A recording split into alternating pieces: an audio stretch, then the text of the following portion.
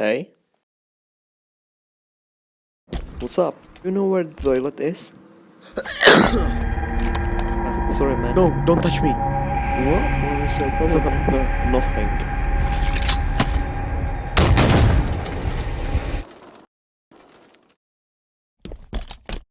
What happened to him? I don't know. Right, boys, pick him up. Wait, don't. Well,